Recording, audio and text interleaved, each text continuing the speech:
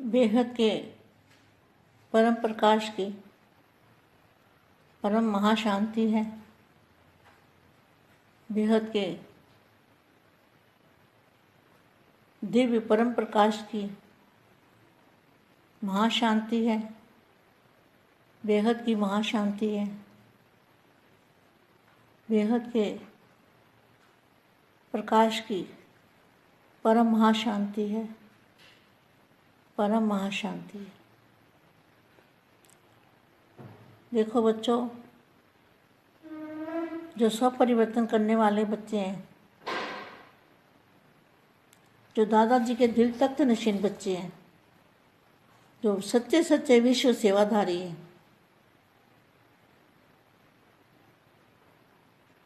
सच्चे मन से बाप का साथ निभाने वाले और बाप और आप कंबाइंड रूप में रहने वाले, बेहद के दादाजी के लाडले प्यारे बच्चे, ऐसे विशेष आत्माओं को, विशेष बच्चों को बेहद की माँ का याद प्यारा और नमस्ते। अब फिर मैं जो लिखा हुआ ज्ञान था मैंने बापू जी के द्वारा, आज फिर वो पढ़ने वाली हूँ। मुझे जो जहाँ से मिलता है, बापू जी के द्वारा जो मिलता है वो तो कहीं भी नहीं मिलता, उसको भी उठा लेती हूँ और बच्चों को बताती हूँ। वानियों में मिलता है, व्यक्त वानियों में, तो उसको भी उठा लेती हूँ, वो भी बच्चों को देती हूँ, समझाने की कोशिश करती हूँ। और आज के पुरुषार्थ में भी जो मिलता है वो भी अच्छे शब्द कुछ मिलते हैं तो उनको भी मैं ले लेती हूँ। तो 205 नंबर का जो आज का पुरुषार्थ था,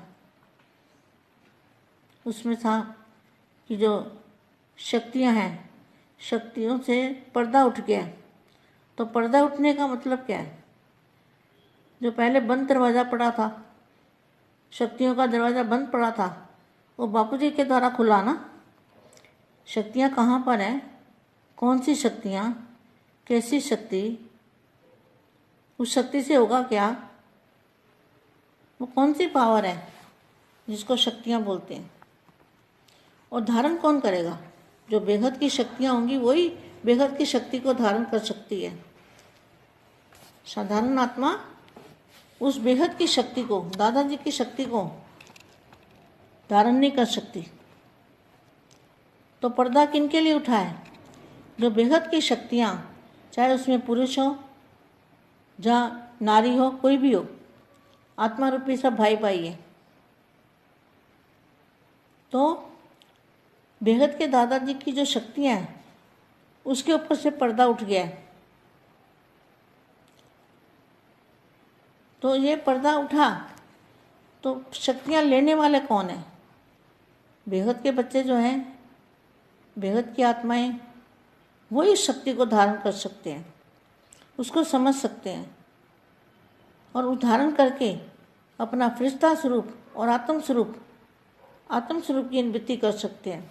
जब कमज़ोर आत्मा होती है ना, तो उसको ज्ञान समझ में नहीं आता और ना ही अपनी शक्तियों का उसको पता लगता है, क्योंकि शक्ति है ही नहीं आत्मा में। आत्मा का दिया बुझा हुआ है तो शक्ति कहाँ से आएगी? ना अपनी शक्ति है, ना धारण करने की पावर होती है। तो ऐसी आत्मा क्या है?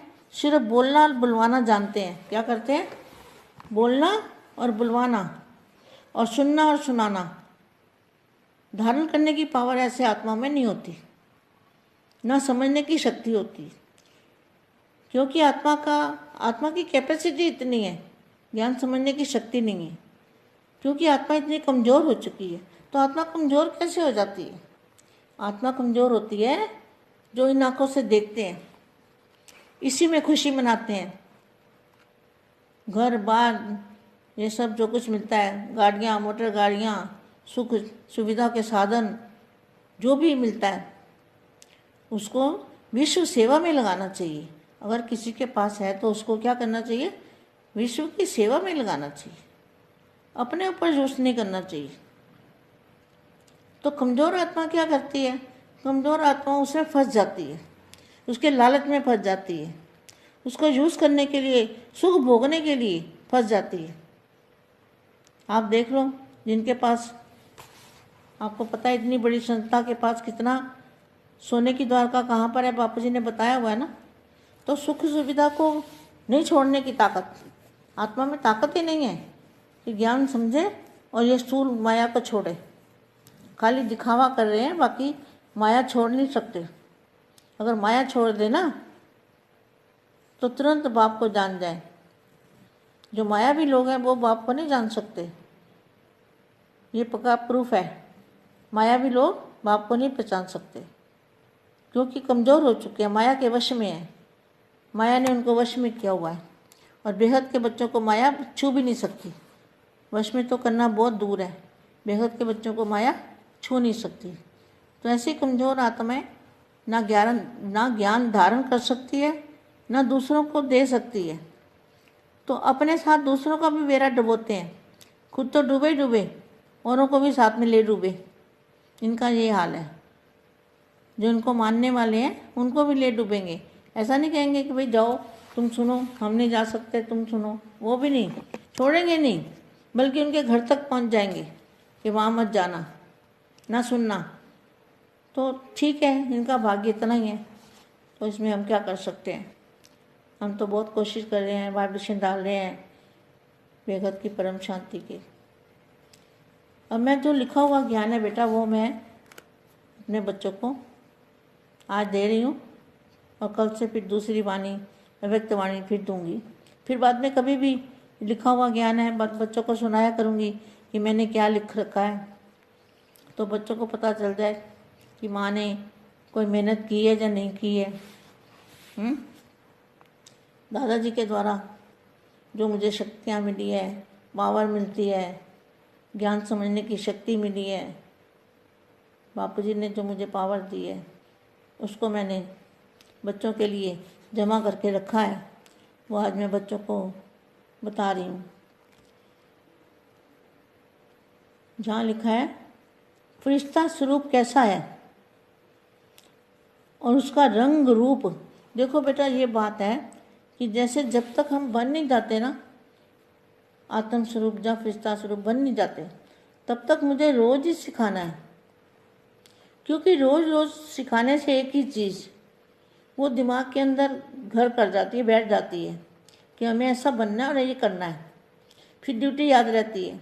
तो इसलिए रोज़ रोज़ छोटे बच्चे को सिखाते हैं ना, एक लिखो, एक लिखो, एक लिखो, बार बार कहते हैं एक लिखो, तो बार बार कहते हैं लिखो, क्योंकि वो याद हो जाता है पक्का। तो इसी तरह से जो मैंने लिख के रखा है वो बच्चों को बताती हूँ। फरिश्ता स्वरूप कैसा है, मतलब उसका रंग रूप सब कैसा है और उसके अंदर कौन सी शक्ति है। जो फरिश्ता रूप है उसके अंदर कौन सी पावर होगी, फरिश्ता स्वरूप। और उसका रंग रूप कैसा है, रंग रूप है सफ़ेद, वो तो दूध जैसा बताया हुआ मैंने। और उसकी जो शक्ति है उसके अंदर चुंबक पावर है, खींचने की पावर है। कितने भी आत्माएं हो, कितना भी परम प्रकार वो, कितने भी तत्व हों, कूड़े कटकर जैसे तत्व पांचों, उसको भी वो पूरे परिवर्तन कर सकती है। ऐसी आत्मा के अंदर फरिश्ता स्वरूप में पावर होती है, जबरदस्त पावर होती है। और उस फरिश्ते स्वरूप में पावर कितना है, आज हम इसी अच्छी तरह से जान लेते हैं, इसी बात को अच्छी तरह से समझ लेते हैं कि उसमें पावर कितना है। समझ भी लेते हैं और अनुभूति भी कर लेते हैं। समझेंगे तो अनुभूति भी होगी, तो अनुभूति भी कर लेते हैं। और ये पावर कहाँ से आएगी और कैसे आएगी और उसको कैसे ले सकते हैं, ऐसा रूप कैसे बनेगा। बेहद की पावर जब बापू जी से लेंगे, दादाजी से कनेक्शन जोड़ के और उनसे निराकारी रूप में पावर लेंगे ना, तो उस पावर से फरिश्ता स्वरूप बनेंगे।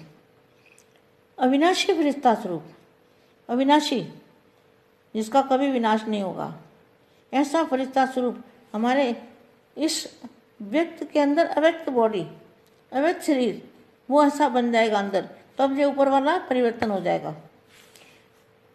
तो अविनाशी फरिश्ता रूप का रियलाइजेशन करेंगे, उसका रियलाइजेशन करेंगे, महसूस करेंगे कि वो कैसा है, कैसा महसूस करेंगे, खुद के अंदर रियलाइज करेंगे। ये एक ठोस ग्रेविटी किसको कहेंगे? जितनी हल्की चीज़ होती है, हल्की, बिल्कुल वेटलेस, उसका कोई वजन नहीं, क्योंकि वो परम प्रकाश है। तो वो ठोस ग्रेविटी बिल्कुल और हल्का, बिल्कुल हल्का, वो पावर का रूप होता है।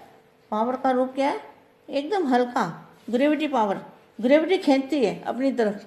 तो जो फरिश्ता रूप बनेगा, जैसे जहाँ कहते हैं ना इस बंदे में बड़ा आकर्षण है, बड़ी खींच पड़ती है, बड़ा पावर है, उसके सामने तुम जाओगे तो तुम निसंकल्प हो जाओगे, तुम्हारे संकल्प बंद हो जाएंगे। अगर सामने वाली आत्मा में पावर ज़्यादा है तुम्हारे से, तो तुम उसको देखते ही निसंकल्प हो जाओगे, ऐसी पावर आ जाएगी। ये बहुत समझने वाली बात है। ये एक ठोस ग्रेविटी पावर है और बिल्कुल हल्की पावर का रूप होता है। उसके अंदर अरबों इंटू अरबों, अरबों इंटू अरबों, सूर्यों से भी ज़्यादा, ये सूर्य की तो बात ही नहीं है, वो तो अविनाशी सूर्यों की बात है। तो सूर्य से भी ज़्यादा, अविनाशी सूर्य से भी ज़्यादा चुंबकीय पावर होगी, बेहद के जो सूर्य मतलब जो हर ब्रह्मांड का मालिक होता है सेंटर पॉइंट में, तो उसका जो रचना आसपास होती है और बीच में सेंटर पॉइंट में वो मालिक रहता है उसका, हर ब्रह्मांड का। तो उसको बेहद का सूर्य यहाँ मैंने लिखा हुआ है, तो मैं बता दिया बच्चों को। अब जब बापू जी जाने, बापू जी का काम जाने, जो वो कराएंगे मैं वो करूँगी। और चुंबकीय पावर होती है, यह केवल और केवल खाली चुंबक और बेहद की चुंबक, बोलो बेहद की चुंबक, माना जितना ज़्यादा ऊपर जाओगे उतना ज़्यादा चुंबक पावरफुल होगा और बिल्कुल हल्का, हल्के से भी हल्का, और जितना हल्का उतना पावर ज़्यादा, उतनी चुंबक ज़्यादा, ग्रेविटी पावर ज़्यादा। तो जैसे अपना ये स्टूल लाइट होती है, तो स्टूल लाइट के ऊपर जो अंदर करंट है, करंट की जो शक्ति है वो तो बिल्कुल वेटलेस होती है, उसका वेट नहीं होता।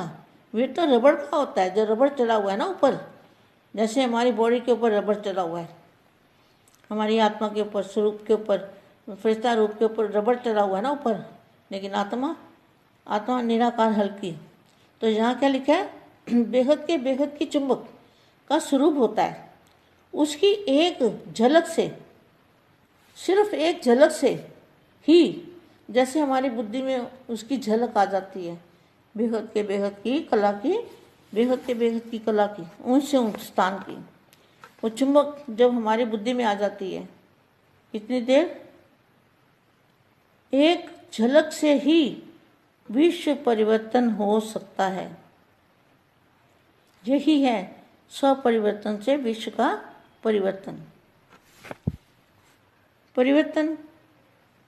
लोग जब बेहद के दादाजी परिवर्तन का लोग, यही परिवर्तन का यही विधि। जब बेहद के दादाजी 108 आत्मा से आत्मस्वरूप में स्थित होकर बेहद की कला के परम धाम से, लाइट हाउस से अविनाशी शक्ति आत्मा के द्वारा अपने इसी शरीर के अंदर बच्चे भरते जाएंगे, दादाजी से पावर लेके, और बच्चे लाइट हाउस से अविनाशी शक्ति आत्मा के द्वारा अपने इसी शरीर के अंदर भरते जाएंगे। तो यही शरीर परिवर्तन होकर अविनाशी फरिश्ता बनेगा। विश्व का भी वायुमंडल बीज सफ़ेद दूध जैसा अविनाशी अविनाशी अविनाशी पावर से भर जाएगा, अविनाशी पावर से भर जाएगा और वायुमंडल ही दूध जैसा सफ़ेद हो जाएगा। अविनाशी बेहद की पावर से भर जाएगा और तुम बच्चों में इतना पावर हो जाएगा कि तुम हर जगह परम प्रकाश से परिवर्तन करके अविनाशी प्रकाश बेहद की चुंबक से वायुमंडल को बदल दोगे।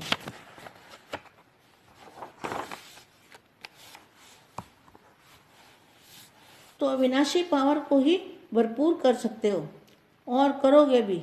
यही तो है जीते जी मरना, ना दुख ना सुख, बस बेहद की शांति। बापू जी तो अरबों खरबों इंटू अरबों खरबों पीढ़ियों से भी दूर ऊंचे से ऊंचे परम धाम से आए हैं बेहद के बच्चों को लेने के लिए, और बेहद की पीढ़ियों से भी और बेहद की कलाओं से भी दूर से हमारे लिए बेहद के बापू जी धरती पर आए हैं सिर्फ विश्व को बदलने के लिए। बापू जी धरती पर क्यों आए हैं? विश्व को बदलने और अपने बच्चों को, जो छोटूराम बापू जी के बच्चे हैं, उनको लेने के लिए आए हैं।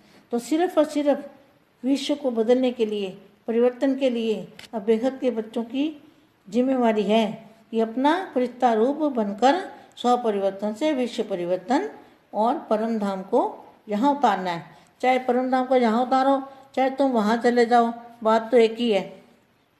बस बेहद के परम धाम में समझो मैं वहाँ ही हूँ, तो यहाँ ही बन जाएगा सब कुछ। तो मतलब सारा ही परम धाम, सब परम धाम बन जाएगा और मुक्ति और जीवन मुक्ति में सब चले जाएंगे। यह दुनिया का नाम निशान भी नहीं रहेगा। सब जगह बेहद की परम लाइट, परम प्रकाश से भर जाएगा सब कुछ बदल जाएगा। इस दुनिया का तो अंश मात्र भी कुछ नहीं बचेगा, सब परिवर्तन हो जाएगा। जैसे कोई एक बूंद होती है और महासागर के अंदर पानी को डाल दो, एक बूंद को बेहद के महासागर के अंदर उस बूंद को डाल दो तो बूंद दिखेगी, कहाँ चली पता ही नहीं लगेगा। तो इसी तरह से ये जो हमारी मल्टीवर्स है, ये एक बूंद है, बूंद की भी बूंद है। तो इतने बड़े महासागर में जब ये बूंद चली जाएगी तो पता भी नहीं लगेगा कहाँ गई। तो परिवर्तन हो जाएगा। अब तो बूंद का बूंद ही रहने देंगे वापस, तो उसकी बूंद को अलग ही दिखाई देगी। वो अपनी पावर से अपना बेहद का जो हमारा मल्टीवर्स है, जो हमारा ये बेहद का बन जाएगा। अब जो हद वाला है वो बेहद में चला जाएगा और सब बच्चे बेहद में चले जाएंगे, बहुत दुख दर्द से दूर चले जाएंगे, पार कर दे इस नदी दुख की दुनिया को पार करके अविनाशी दुनिया में सदा के लिए, हमेशा के लिए अविनाशी दुनिया में चले जाएंगे।